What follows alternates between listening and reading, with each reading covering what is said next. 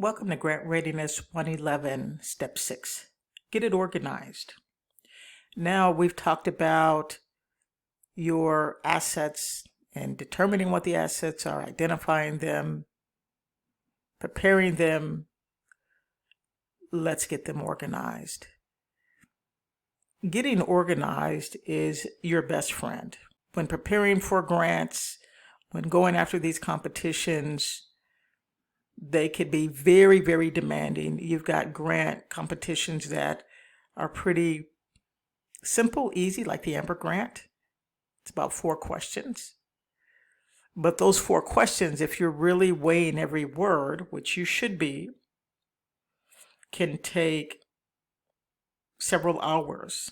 In fact, I just recently submitted an Amber Grant for a client, and it took me about 5 hours to respond intelligently. And I used resources, assets that we have used on previous grants. So I was able to limit engaging the client so they could keep working their business, doing what they need to do, and responding to the grant, sending them the responses as I had different iterations of it, rewrites, for them to review and approve.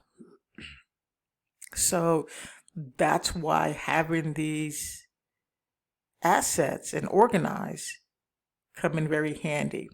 I had several grant responses on previous grants up, and I was able to gather information and then respond exclusively to that grant. You want to think about your responses and your assets like a resume.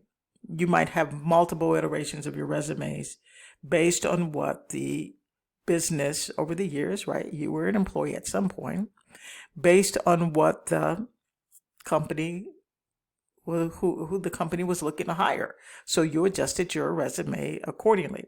And so that's kind of what we do with grant writing. So you want to get everything organized for sure.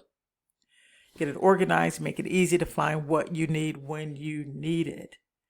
For any grant competition, that doesn't mean that you're not going to need to make something in the future, or they're going to ask you something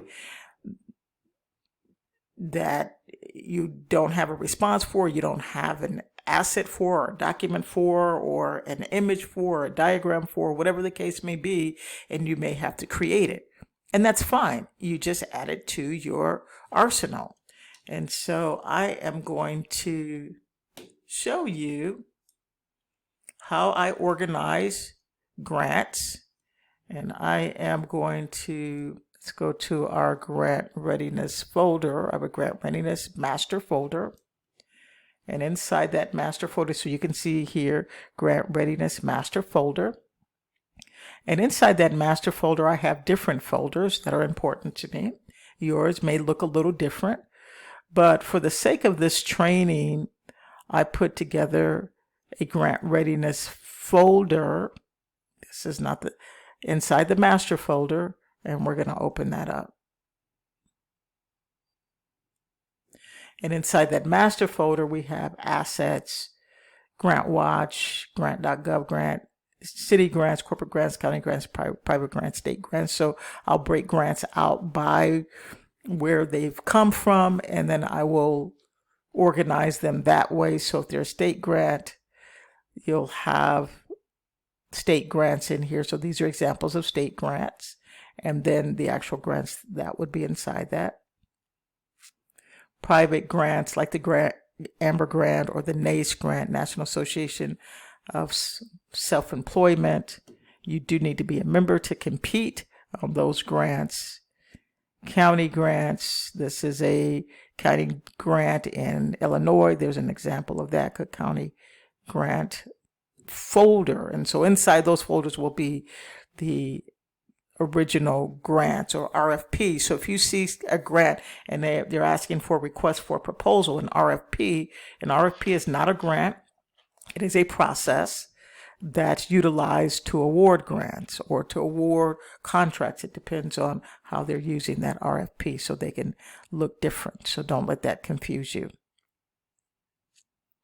I don't have anything, an example in the city grant, but you get the gist. Federal grants, MBDA, Minority Business Development Agency, or the SBIR, STTR program, which is an America's Seed Fund program by the National Science Foundation. For those of you that are in STEM, that are creating technology or innovations, those are huge award grants coming from the government. Up to $2 million you could be awarded in that, actually. So in any case, and then GrantWatch, there's nothing in that. GrantWatch is another place that you can look for grants. So we'll get into that at another time. And we'll look at some of these, grants.gov, and you'll see examples of that. Grant assets. So wow, got very interesting really fast, right? I've got 28 items, and I could eventually have more items. But in your grant assets, when you were doing your determination and identifying your assets, you should see several of these things within your list. And you're going to create a folder for each pertinent item. Affiliates and partnerships, your budget narrative. Oftentimes grants will not only ask you for your budget, but the narrative of the budget. And what's the narrative of the budget? You're telling them why you need the funds for some item that is on your budget, some line item that's on your budget. And so you have to tell them why it's important. Okay, so like payroll, they pay your employees and contractors on that grant. So you can get grants that help support your team. Business accounts and memberships, certifications, if you have any, your business model. Remember, we talked about that. Your business plan. And your business plan, it could be different types of business plans. And we will talk about that later on, creating a business plan. You certainly can start out with a one-page business plan, but that's not the finish line. That is the starting block. But it can help you begin to respond to some less intensive grants, if you will. Charts, diagrams, and graphs, community successes and trusts. And what I mean by trust is there's organizations or those that you're partner with that are trusted organizations. Maybe they are well branded. So you want to develop those relationships. Your company bio, your contractor resumes or bios, your resume or bio as the company owner. Cover abstract. Cover abstract is a cover that I use that is common within responding to a more intensive grant. And so you want to make sure that you look as professional as possible. Employee resumes or bios, employees, contractors. Not the same. 1099, W-2. Financial model, different from what your budget is going to be.